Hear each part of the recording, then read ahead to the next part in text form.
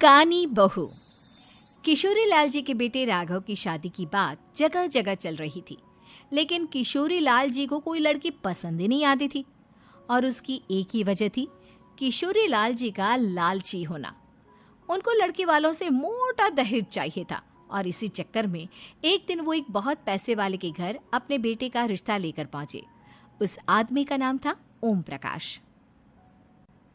देखिए किशोरी लाल जी, मेरी एक ही बेटी है और मेरी सारी संपत्ति जायदाद सब कुछ मेरी बेटी नैना का ही है। पापा, नाम से लगता है बहुत खूबसूरत होगी। कितना अच्छा नाम है ना, नैना। ओ, वैसे बात तो सही है आपकी। अब इतना पैसा है, जमीन जायदाद है, इकलौती बेटी, आप भी क्या करेंगे? सब कुछ उसे ही देंगे ना। बिल्कुल ठीक पहचाना आपने। बस बेटी की शादी और सारी जायदाद उसके नाम। पापा, बिना देखे हाँ कर दीजिए ना। इतना अच्छा रिश्ता फिर कहाँ मिलेगा? माला माल हो जाएंगे हम। मैं अपनी बेटी को बुलाता हूँ। अरे नहीं नहीं नहीं नहीं, आपकी बेटी का नाम नैना है, सुनकर ही लगता है बहुत सुंदर होगी। रहने दीजिए अंकल, मैं तो आपकी बेटी के नाम से ही इतना खुश हो गया हूँ कि उसे बिना देखे शादी करने को तैयार हूँ। अब तो मैं उसका चेहरा सीधे शादी के बाद ही देखूंगा। और इस तरह राघव नैना का चेहरा नहीं देखता और उससे शादी कर लेता है। शादी के बाद अपनी सुहाग रात पर जब राघव नैना का घूंघट उठाकर देखता है तो नैना की आंखें बंद थी। कितनी खूबसूरत हो तुम नैना, जरा अपनी आंखें खोलकर मेरी तरफ देखो तो सही। नहीं, मुझे शर्म आती है।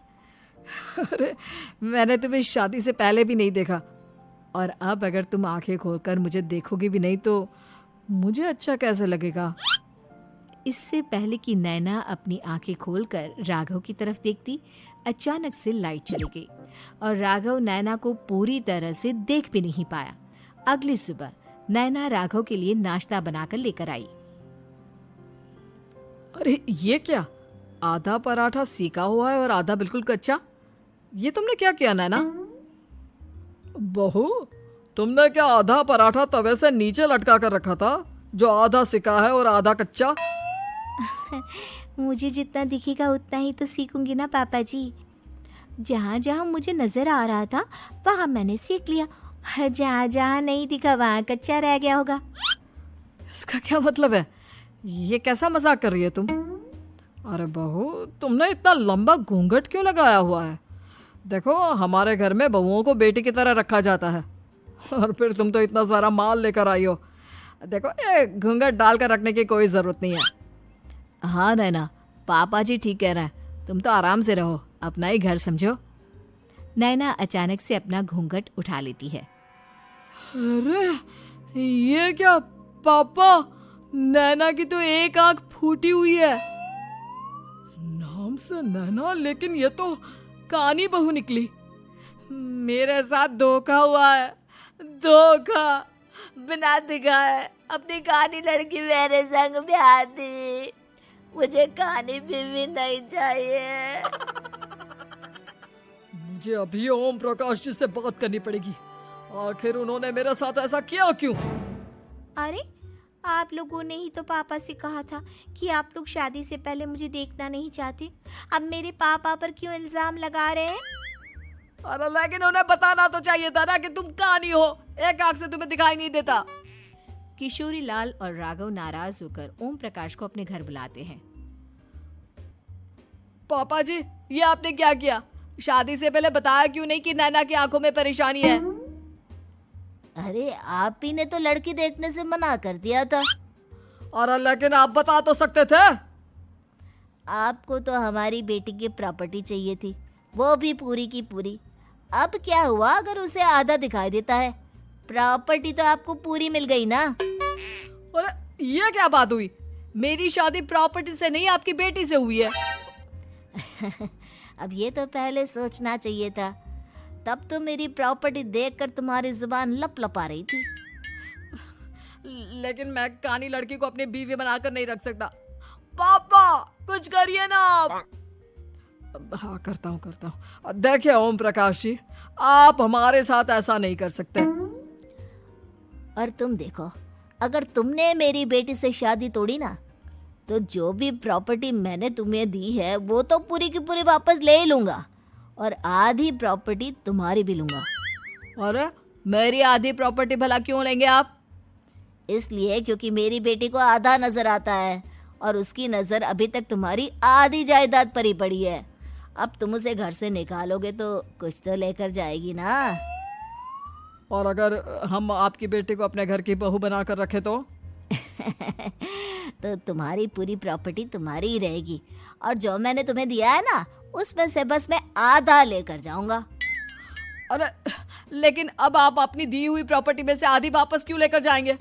अगर मैं आपकी बेटी को अपनी पत्नी बनाकर रखने को तैयार हूं तो? इसलिए ताकि भविष्य में अगर तुम मेरी बेटी को धोखा दो तो उसके पास कुछ तो रहे जो पति का हो। वैसे मेरे पास तो बहुत कुछ है, लेकिन अपने पति की कोई निशानी तो उसके पास होनी चाहिए ना।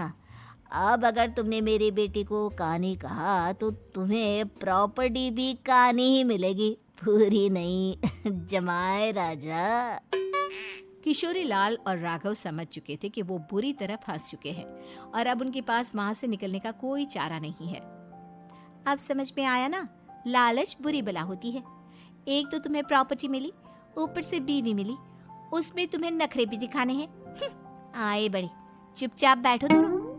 कुछ दिनों के बाद नैना राघव की कार लेकर बाजार घूमने निकलती है और जब कार लेकर वापस आती है, ये क्या? एक तरफ से मेरी गाड़ी पूरी खराब हो चुकी है।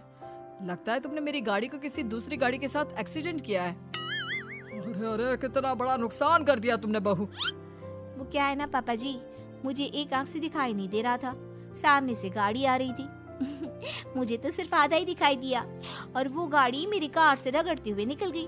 अब मैं क्या करूं बताओ? आप इसे ठीक कराने के पैसे कौन देगा? तुम्हारे पापा? तुमने मुझसे इस तरह से बात की? अभी रुको। नैना राघव की शिकायत ओम प्रकाश को कर देती है। देखो राघव, अब जो मेरी आधी प्रॉपर्टी तुम्हारे पास थी ना, उसमें से आधी और मैं लेकर जाऊंगा, क्योंकि तुमने मेरी बेटी को डांटा। अरे नहीं नहीं पापा जी, गलती हो गई, माफ कर दो।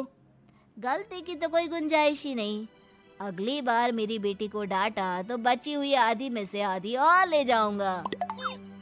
लालच के चक्कर में हम दोनों ने बहुत बड़ी गलती कर दी बेटा। एक तो तुम्हें कानी बहू मिली और ऊपर से जो माल मिला वो भी काना।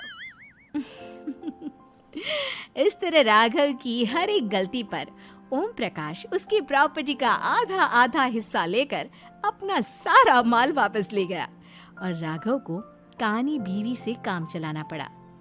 भाई लालच वाकई में बुरी बला है।